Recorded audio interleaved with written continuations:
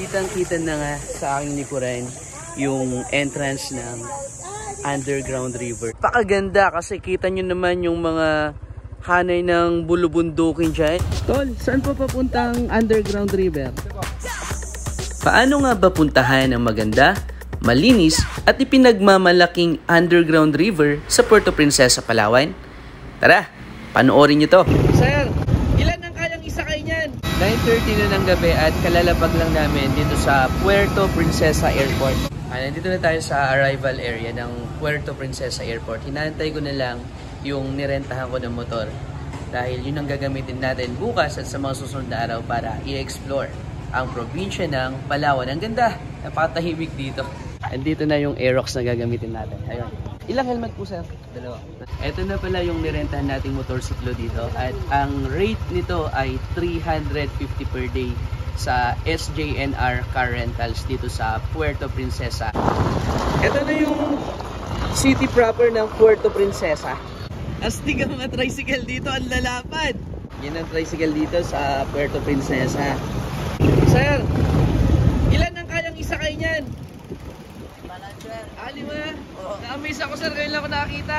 Medyo ginabi na tayo dito at kararating lang natin dito sa accommodation. Tahimik dito at maririnig na lang kunin ng mga hayop. Itong itsura ng mga accommodation nila. Okay naman. Sulit yung stay dito at may pool kasi dito.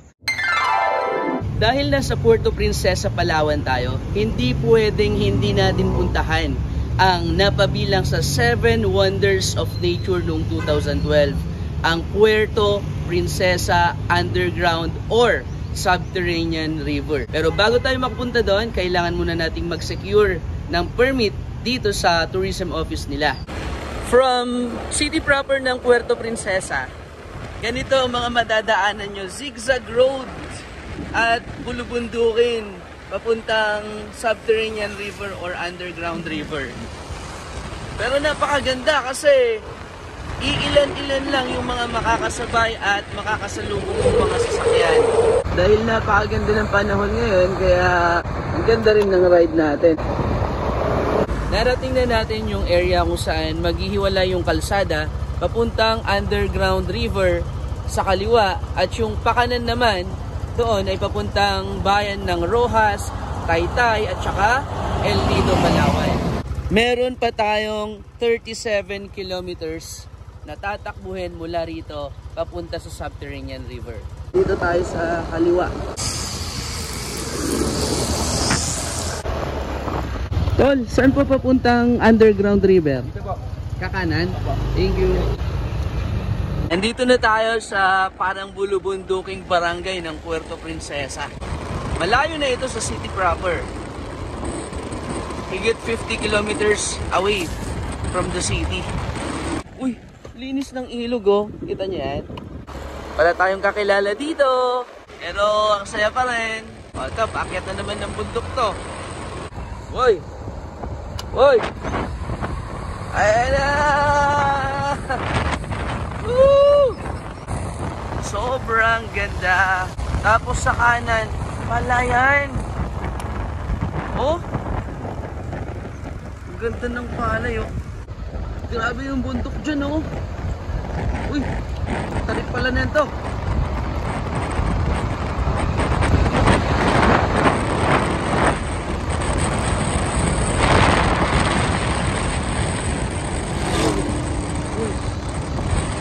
Matarik. Ingat, ingat. Haba na ito.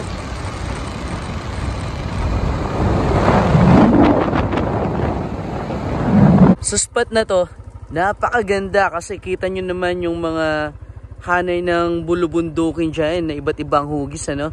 Andito na tayo sa barangay Sabang, Puerto Princesa. Ay, ang ganda ng kanilang simbahan doon, no? San Jose Marelio.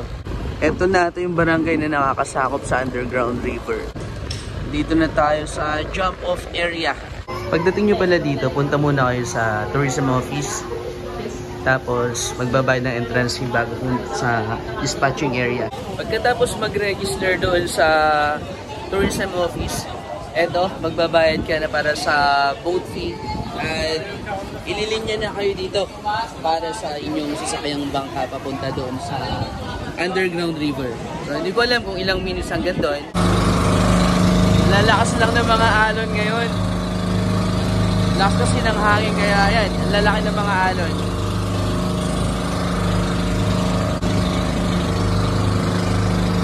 Padaong na kami dito.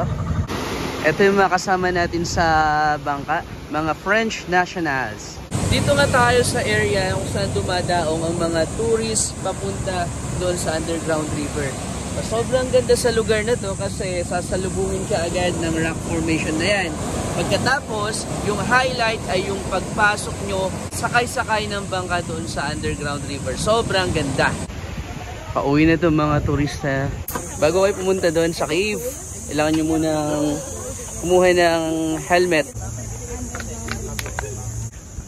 Dito na tayo.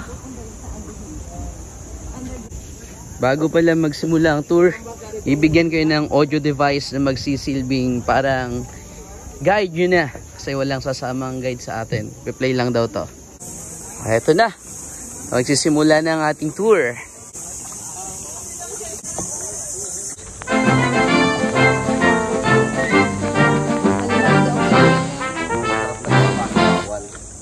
Fresh water, salt water kasi ito.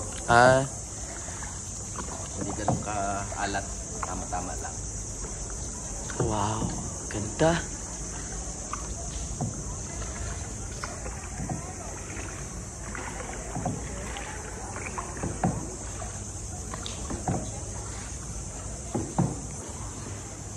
Okay everybody, enjoy the tour. Enjoy, have fun. It's more fun inside and see you tomorrow. Good night, everyone. You can take pictures. You can use flash. Wow.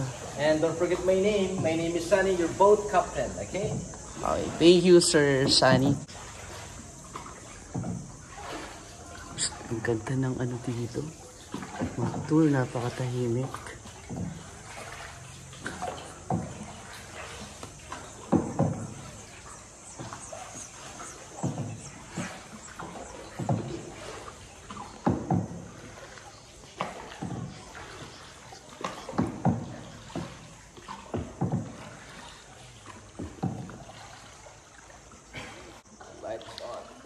Alright.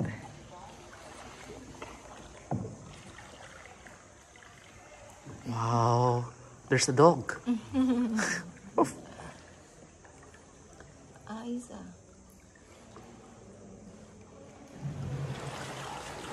Oh.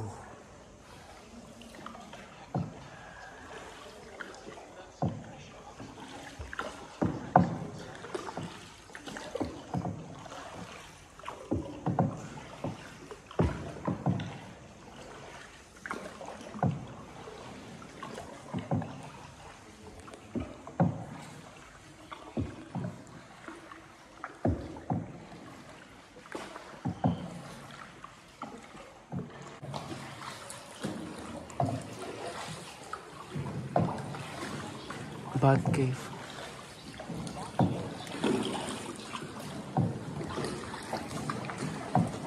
Wow.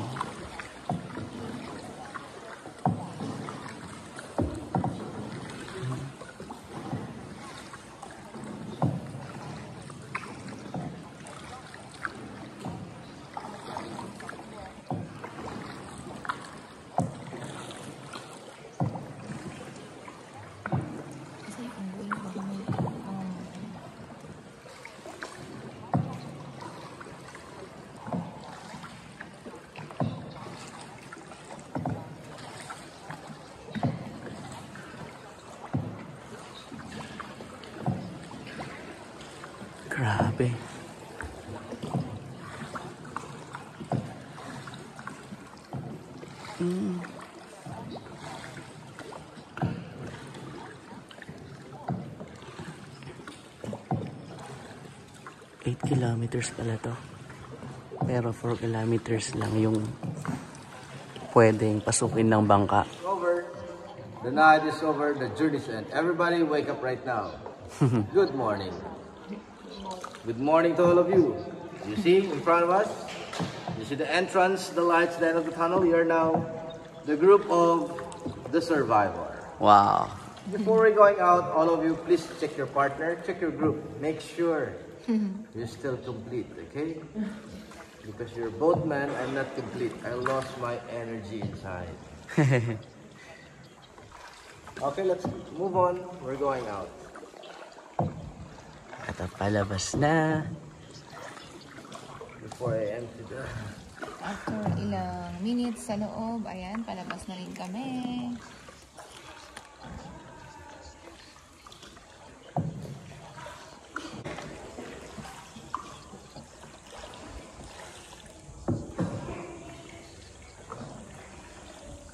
Okay, everyone, thank you so much for visiting Underground River. I hope you enjoyed the tour.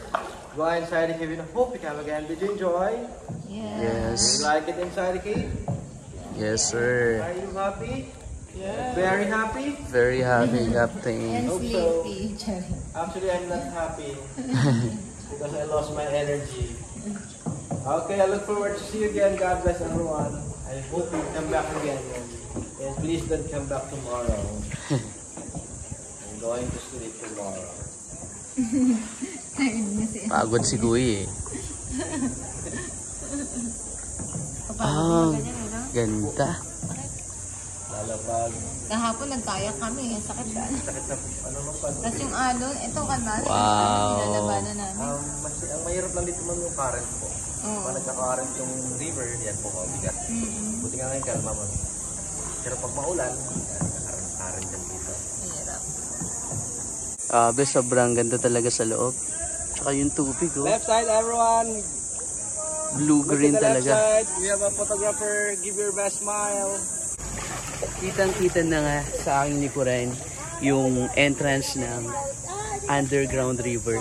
Grabe, napakaganda sa loob niyan. Kaya ini-invite ko kayo na try nyo ring i-visit yan. Ma-amaze talaga kayo sa pagkakagawa ng mga stalactites at mga stalagmites nun. Grabe, sobrang solid ang Underground River dito sa Palawan.